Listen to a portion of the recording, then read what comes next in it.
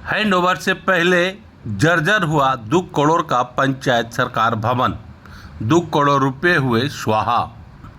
बिहार सरकार के द्वारा चलाए गए ड्रीम प्रोजेक्ट पंचायत सरकार भवन, जो करोड़ों रुपए की लागत से तैयार की गई सरकारी इमारत, यदि जनता के उपयोग में आने से भले ही जर्जर होने लगे तो सवाल केवल निर्माण एजेंसी पर नहीं बल्कि पूरी सरकारी व्यवस्था की कार्य प्रणाली पर भी खड़े होते हैं।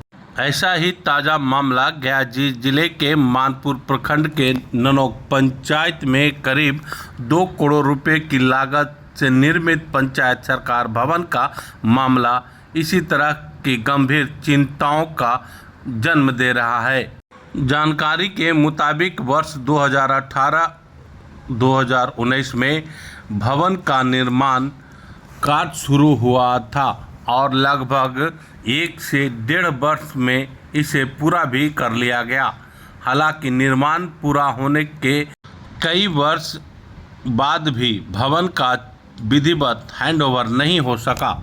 इसी दौरान भवन की दीवारों और अन्य हिस्सों में जर्जरता के संकेत दिखाई देने लगे।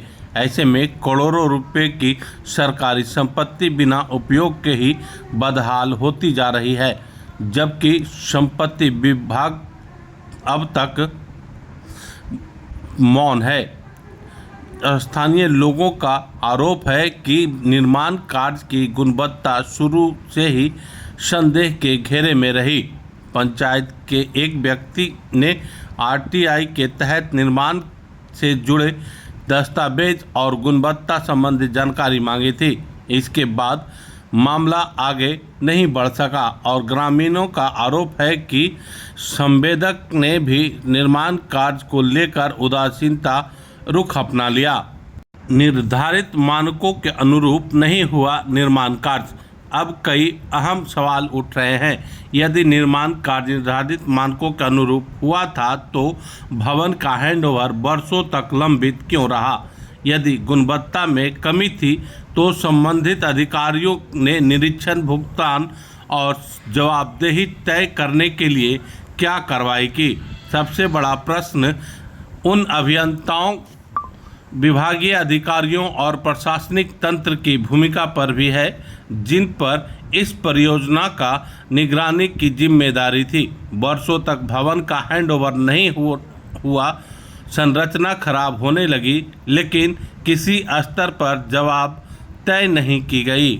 इसी बीच शिकायतकर्ता का आरोप है कि मामले की शिकायत सहयोग पोर्टल और मुख्यमंत्री के समक्ष किए जाने के बाद संबंधित अधिकारी उक्त पर शिकायत का निस्तारण संतोषजनक दर्शाने का दबाव बना रहे हैं।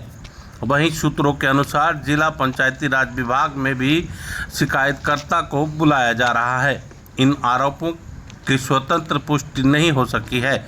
ग्रामीणों का कहना है कि यदि समय रहते निर्माण की गुणवत्ता की निष्पक्ष तकनीकी जांच कराई जाती और जिम्मेदार लोगों की पर कार्रवाई होती तो करोड़ों रुपए की यह सरकारी संपत्ति आज बदहाली का शिकार नहीं होती। ग्रामीणों ने पूरे मामले की उच्च स्तरीय तकनीकी जांच, निर्माण एजेंसी एवं संबंधित अधिकारियों की भूमिका की निष्पक्ष पड़ताल तथा दोषियों के विरुद्ध सख्त कार्रवाई करने की मांग किया है।